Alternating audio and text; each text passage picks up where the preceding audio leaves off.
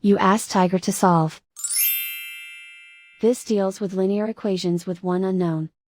The final result is p equals -9. Let's solve it step by step. Simplify the expression. Expand the parentheses. Multiply the coefficients. Simplify the arithmetic.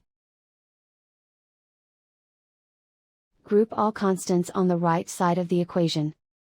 Subtract 378 from both sides.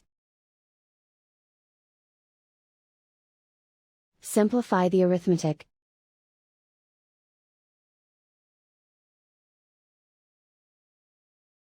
Isolate the p. Divide both sides by 21.